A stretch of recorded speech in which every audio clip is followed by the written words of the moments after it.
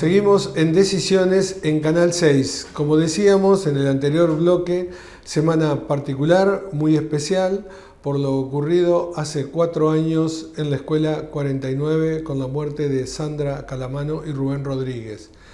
En este bloque tenemos a Juan Fernández, a quien le agradecemos. Hola Juan, buenas tardes. ¿Qué tal? ¿Cómo estás, Omar? Quien en esa época estaba en el Consejo Escolar y actualmente es concejal. Sos concejal por Juntos por el Cambio. Y por supuesto el tema en Moreno sigue en discusión, como hablábamos anteriormente, por todas las deficiencias que tiene la educación pública y principalmente en nuestro distrito. Así que yo para empezar a conversar con vos, Juan, lo primero que te preguntaría, ¿qué te acordás de aquel 2 de agosto? Bueno, fue una jornada tremenda. Yo era asesor en la Dirección Provincial de Consejos Escolares. Estaba saliendo de mi casa porque había días que yo venía al Consejo Escolar de Moreno y días que prestaba servicios en La Plata o en cualquier otro distrito de la provincia de Buenos Aires. Ese día estaba saliendo de mi casa, me llega un WhatsApp donde dicen que había explotado una escuela, que habían fallecido, se decía, más gente incluso. Inmediatamente me puse en contacto con la dirección provincial y salí para el lugar. Y la verdad fue una escena dantesca, tremenda, con todo el barrio consternado, sorprendido, con una situación que lo primero que quiero decir es que tanto Sandra como Rubén ese día fueron a trabajar y encontraron la muerte. Y merecen el máximo homenaje de toda la comunidad de Moreno por su labor, por lo que habían trabajado por la educación pública, por sus alumnos, por su comunidad. Fue un día terrible. Nosotros habíamos intervenido, el Consejo Escolar, nuestra dirección provincial, que había sido una decisión del ministro y de la gobernadora, a propósito de situaciones que eran insostenibles en el distrito. Eso fue el 27 de octubre del año 2017. Había, te recuerdo, 19 escuelas que estaban sin clases porque tenían desborde en los pozos. Había una situación irregular con el servicio alimentario escolar.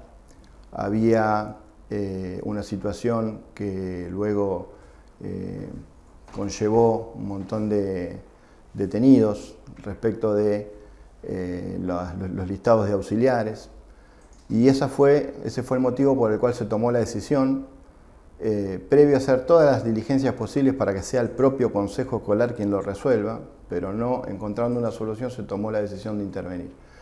Desde el día 27 de octubre hasta el día 2 de agosto que sucedió la tragedia, el Consejo Escolar hizo alrededor de 1.065 intervenciones, alrededor de 5 por colegio, de los aproximadamente 200 edificios que tiene Moreno.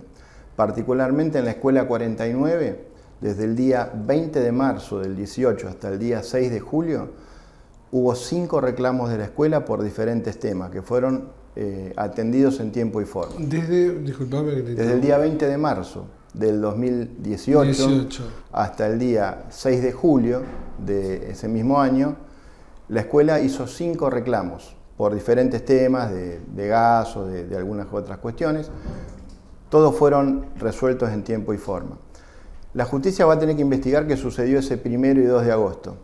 Nosotros, y yo en particular, no quiero detenerme a especular sobre eso porque lo tiene que investigar la justicia y lo tiene que hacer rápido, porque ya hace 4 años que esto no se resuelve.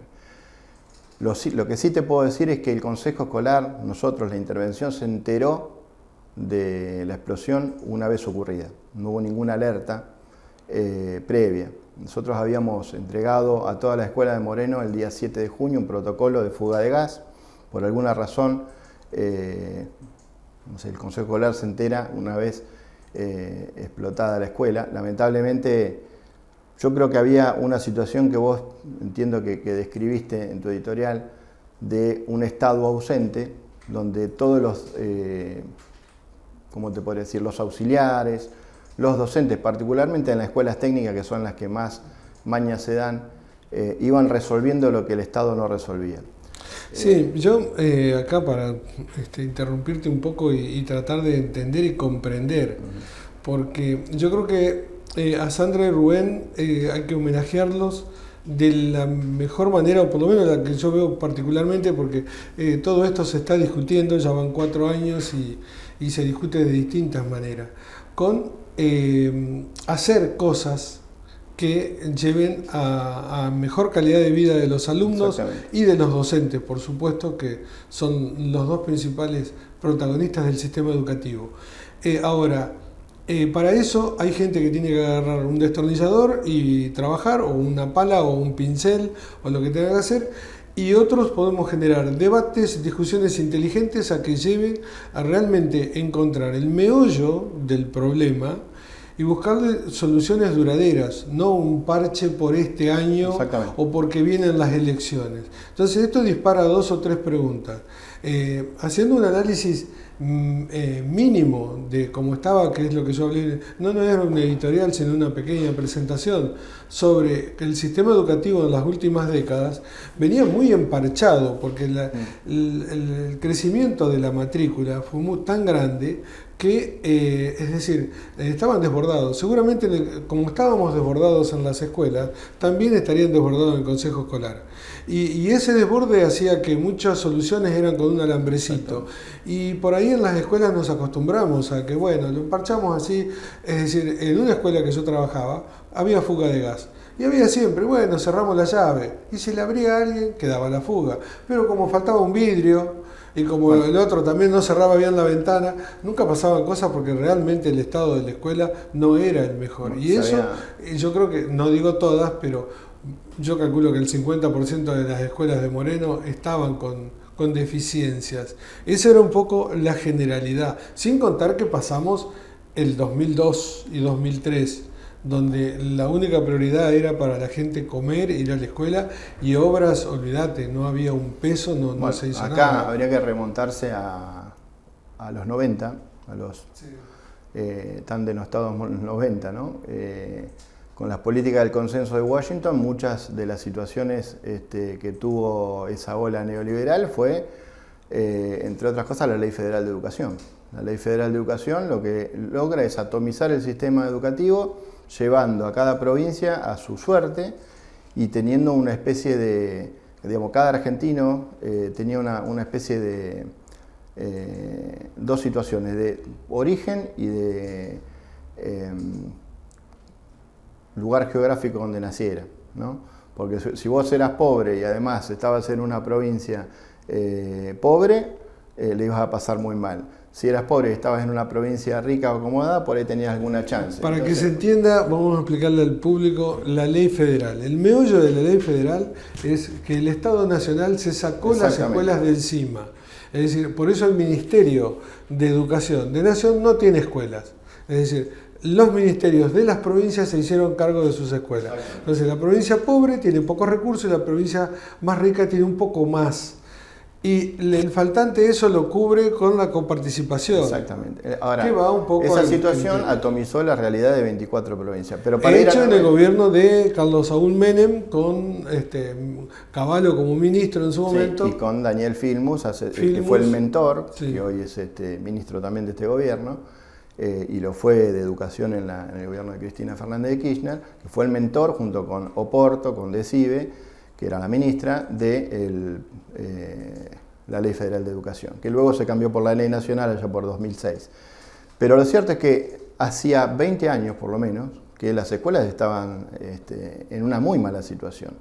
Yo digo que, y siempre nos vamos a preguntar qué más podríamos haber hecho, pero lamentablemente creo que la tragedia de la 49 sucedió a pesar de la intervención. Nosotros hicimos un montón de obras, y siempre nos vamos a preguntar qué más faltó, y por eso también queremos que la justicia dilucide qué fue lo que ocurrió realmente en la escuela ese 2 de agosto. Lo que creo que también es que los homenajes a Sandra y Rubén tienen que ser con hechos, con gestión, tiene que ser con escuelas con gas, con escuelas que reciban alimento como corresponde, con nuestros pibes y pibas puedan estudiar en las mejores condiciones posibles. Mejor homenaje que ese no creo que haya. Y creo que hay que hacer el esfuerzo, no solamente el oficialismo, la oposición, todos tenemos que cumplir nuestro rol, nosotros controlando, el oficialismo gestionando, para que no vuelva a suceder una cosa como la que sucedió ese día. Volviendo al tema de la intervención, del cual vos dabas cuenta, en aquel momento, es decir, eran los temas edilicios de la cantidad de pozos, es decir, la cantidad de escuelas que, porque tenían los pozos rebalsados, no se daba clase, un montón. El tema alimentario, había un robo, por eso hay gente que está procesada, imputados en eso. Y después los listados de los auxiliares con los títulos truchos. Exactamente. También. Es decir, todo ese componente hay que ponerlo todo sobre la mesa para entender el contexto en el que suceden las cosas, porque si no parece que salieron de un repollo. Sí, que nos levantamos un día y teníamos ganas de intervenir el Consejo Escolar. Eso no es así, era un secreto a voces, además la corrupción en el Consejo Escolar. Todo aquel que era un secreto a voces la corrupción en el Consejo Escolar. Lo que pasa es que nadie tenía la decisión política de intervenirlo o de corregir mediante los mecanismos institucionales. Te aclaro que la intervención es un instrumento legal que ofrece la Constitución, no es un hecho por fuera de la ley. Bueno, se tomó esa decisión, se trabajó muchísimo, lamentablemente desde agosto la escuela explotó por alguna razón que la justicia tiene que dilucidar lo antes posible. ¿Qué, es decir, en aquel contexto, luego de la explosión, qué es lo que recordás? Es decir, más allá de algo que yo comentaba al comienzo, nos indignó, por un lado, a todos, y nos dio mucha bronca, pero una bronca muy profunda, porque habíamos pasado muchas cosas en las escuelas. Yo recuerdo esos días, estaba muy enojado con todo el sistema. Es decir, no puede ser, pero algo que se veía venir hacía mucho. Yo recuerdo estar en una escuela, reclamar algo y que vengan prácticamente con un rollito de alambre a solucionarnos los problemas. Reclamar, me acuerdo de una ventana que nos hacía falta y cambió, pero años, y la ventana nunca apareció. Es decir, cosas así, que por eso cuando mueren dos personas uno se indigna por todo. No lo pone en el nombre político de uno u otro, pero esto llevó a una gran movilización. ¿Qué ves y qué quedó de todo eso a 4 años ya? Bueno, los primeros días fueron tremendos porque bien describís vos el contexto, la bronca, la consternación de la gente, de las comunidades. Nosotros en ese momento relevamos todas las escuelas, me tocó a mí estar al frente de eso esa primera semana por ser de Moreno y por estar en la dirección provincial. Y bueno, lo hicimos con el equipo del Consejo, más personas que vinieron de La Plata para hacer esa tarea. Tuvimos que cerrar el gas en son 190 edificios, más o menos en 170 edificios, porque todos tenían algún problema. Es decir, de 190, 170 edificios estaban con problemas en ese momento. Tenían problemas, sí, tenían problemas, exactamente. Y claro, se actuaba a demanda. Entonces, como se actuaba a demanda, uno tenía alguna situación y la resolvía. Empezaban por la más grave hasta que... Claro, no, eso fue antes. Después hicimos un reglamento, cortamos todo y lo que se hizo fue todas las obras de gas completas que se dividieron con el municipio, en ese momento con la gestión de Walter Festa, y las obras de electricidad y de mampostería, más techos y demás, lo hizo la provincia de Buenos Aires. Por eso, cuando termina la vocación, se firman estos 12 puntos de lo que había sido la paritaria del 2011, que somos nosotros los que los traemos como marco referencial para que las comunidades acepten, digamos, con el contralor social que estaban haciendo, que nos parecía muy bien, que de común acuerdo nos basemos en esos 12 puntos, priorizando 3, que eran el tema del gas, el tema de la electricidad y el tema de la infraestructura, y después se sumó también el agua.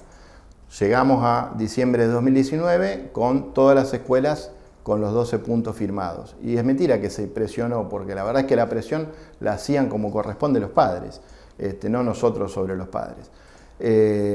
Y se terminó de esa forma. De hecho, un dirigente gremial y también parte de la Escuela 49, junto con otra dirigente gremial, en la puerta del Consejo Escolar, allá por marzo del 2020, también dijo que las escuelas habían estado, digamos, que estaban seguras. Eso surgió del comité de crisis, que para mí fue una experiencia rica porque nos permitía ir cambiando información, trayendo información de determinada escuela, y se pudo avanzar bastante con los gremios, con los padres. Fue un proceso de trabajo mancomunado que nos llevó a una mucho mejor situación. Eso estamos hablando de diciembre de 2019. Lo que sucedió después, bueno, yo en varias notas ya lo he contado, y hoy todavía tenemos alguna escuela que tiene problemas de gas. Hay varios temas, por supuesto, de esto podemos hablar hasta la madrugada, pero la importancia o el papel de Walter Festa, el intendente. Bueno, a partir del suceso de la 49 hemos trabajado en conjunto con el equipo del municipio de Walter Festa. A mí particularmente me tocó hacerlo con Ezequiel Weinzer, con el cual tuve una muy buena relación y un buen trabajo operativo. Después, para atrás, uno puede decir lo mismo que de lo que sucedió en el marco nacional. Los municipios, o el municipio de Moreno en particular, tampoco había invertido ni en la gestión de Festa ni en las anteriores lo que le correspondía de fondo educativo en las escuelas. Claro, se empezó a invertir a propósito de que el gobierno de María Eugenia Vidal obligó o acordó con los intendentes mediante una ley que el 50% por lo menos de mínima, se puede usar más, pero de mínima el 50% tenga que ser invertido dentro de los edificios y no como se hacía antes, que por ahí era utilizado para festivales o para cualquier otra situación distinta a lo educativo. Sí, es decir, el 50% del fondo educativo mínimo se tiene que utilizar en escuelas. Mínimo. Antes no se usaba. Y ese fondo educativo, eso está dentro del presupuesto educativo, seguramente, en la provincia. Por eso a veces se dice, tenemos un presupuesto terrible o acrecentamos el presupuesto, pero después la plata no va a las escuelas. Es decir, para el gaucho que está con la tiza en el pizarrón no le llega. Es decir, va a distintos caminos y no llega. A diferentes programas municipales que pueden tener que ver con lo educativo o con lo cultural, pero o a veces incluso en sueldos de agentes municipales, que en una situación como están las escuelas del Estado, que deberían de recibir más recursos y tener más inversión, debería ser priorizado ahí. Por eso digo que de mínima se tiene que invertir el 50%, pero se podría invertir como en Lanús al 100%, por ejemplo. ¿En Lanús? En Lanús invierte el 100% del fondo dentro de las escuelas. El intendente que era intendente. ¿Y acá en Moreno en qué? No, acá se invierte el 50%. El 50%. El 50% de acuerdo a la rendición de cuentas de este año 2021. El año pasado. Exactamente.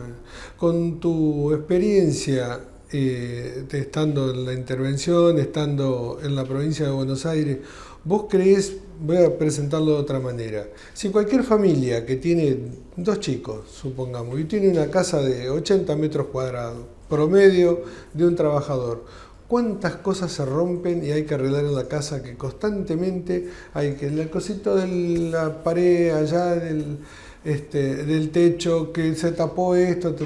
Una escuela recibe promedio, pongámosle, 800 chicos por día, entran 100 docentes promedio, hay escuelas grandes, ¿no? Yo he estado en una que teníamos 1200, en la media número 12 me acuerdo llegó a tener 1800 chicos, ¿no? Edificios enormes.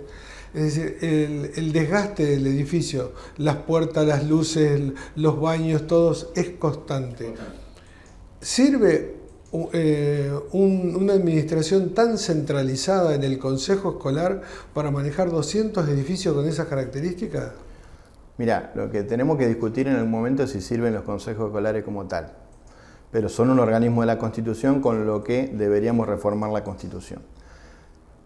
Dicho esto, el Consejo Escolar tiene un área de infraestructura y el municipio, que tiene la administración del fondo educativo, tiene a su vez una Secretaría de Educación que... es decir, es redundante, hay dos con la misma función. Exactamente, entonces lo que tiene que haber es una coordinación operativa con un sistema que permita llegar y llegar a tiempo.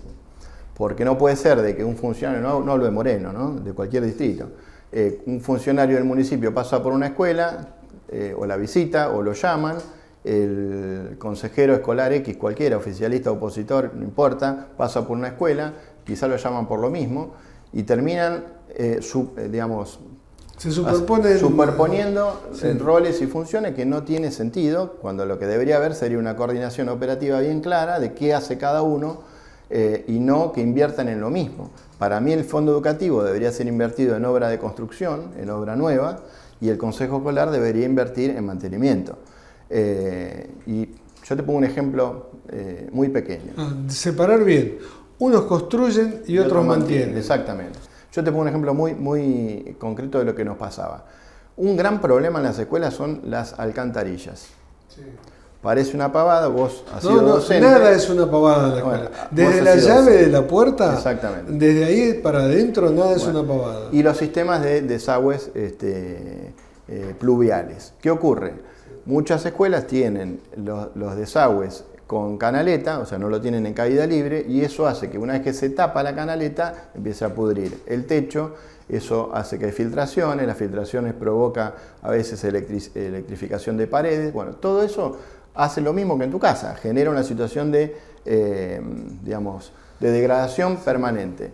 Bueno, no hay nadie que se encargue, y esto lo hablamos en el comité de crisis, que se encargue de hacer el mantenimiento de los desagües pluviales. Un ejemplo.